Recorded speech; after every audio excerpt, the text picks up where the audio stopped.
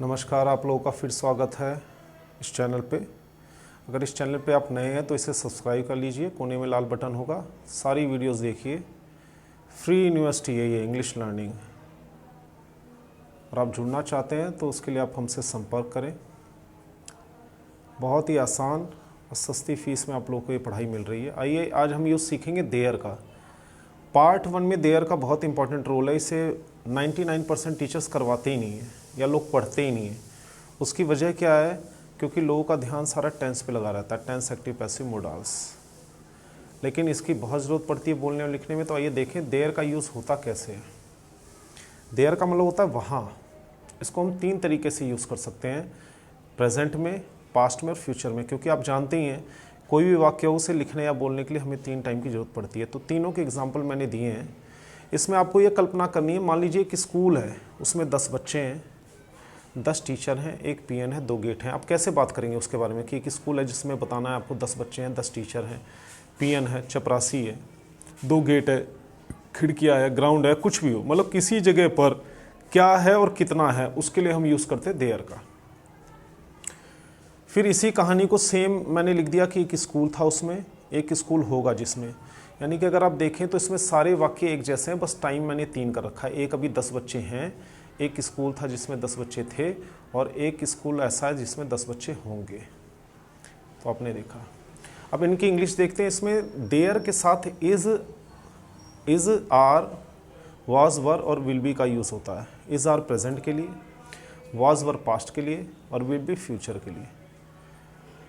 ये पूरा सीन मैं आपको इसलिए दिखा रहा हूँ ताकि एक साथ आप इसको वीडियो को रोक कर पूरा समझ सकें कि तीनों टाइम में, यानी कि एक स्कूल है, एक स्कूल था और एक स्कूल होगा, इन तीनों में क्या फ़र्क है। और उसके लिए देयर के साथ मैंने कैसे इज़, आर या वाज और वर या विल बी यूज़ कर रखा है, उसके बारे में आप जानेंगे। तो आइए पहला देखते हैं। मान लीजिए कि स्कूल है जिसकी आप बात कर रहे हैं, उसमें 10 बच्चे हैं। तो आप क्या कहेंगे? There are 10 students. देयर का मतलब कहाँ? इन द स्कूल, स्कूल में। There are 10 teachers in this school. 10 teacher हैं इसमें।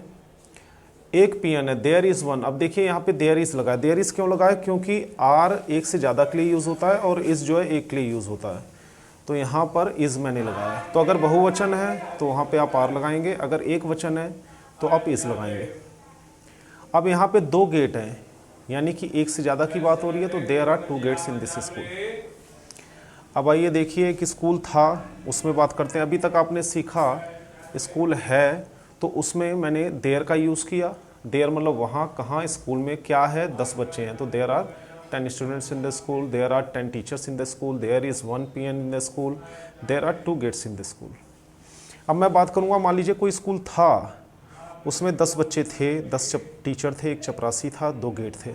तो यहाँ पे देखिए वाज या वर लग जाएगा। मैंने लगाया there were 10 students in the school, there were 10 teachers in the school, there was 1 peon this school, there were 2 gates in the school. यहाँ पे टीचर के साथ ऐसे नहीं लगा, ये प्लूरल हो जाएगा, आप मान के चलिए, क्योंकि हम बहुवचन की बात कर रहे हैं, टीचर नहीं है, टीचर्स, कई सारे टीचर हैं। तो ये वाज और वर का यूज़ हो गया। अब इसके बाद आगे बढ़ते हैं। मान लीजिए हम एक स्कूल के बारे में बात करें जो कि फ्यूचर में होने वाला है, जिसमें 10 बच्चे होंगे, 10 टीचर होंगे, एक चपरासी होगा, 2 गेट होंगे। तो उसके लिए हम विल का यूज़ करेंगे। There will be 10 students in the school, there will be 10 teachers in this school. यहाँ मैंने दिस का यूज़ किया, यानी आप द की जगह दिस का भी यूज़ कर सकते हैं कि इस स्कूल में इतने टीचर हैं। 2 गेट होंगे, there will be 2 gates in the school. तो आपने देखा कि देयर का हम यूज़ तब करते हैं, जैसे आपने कई बार देखा होगा कि आपके कॉलोनी में स्कूल है, हाँ जी है, उसमें कितने बच्चे होंगे, तो देयर आर 100, 500, जो भी संख्या वो यहाँ लिख दीजिए। इसी तरह से इन वाक्यों की रचना होगी, और इससे जुड़े और भी वीडियोस इस चैनल पे मैं दूंगा या होंगे, आप उसे देख लीजिए ताकि आप अलग अलग तरीके से इन चीज़ों को समझ सकें।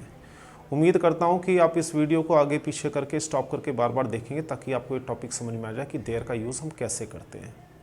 बाकी सारी वीडियोस भी देखिए, सारी वीडियोस देखिए, बहुत सारी वीडियोस हैं आप लोगों के लिए बनाई गई हैं ताकि आपको समझ में आ सके। मिलते हैं आपसे अगली वीडियो में।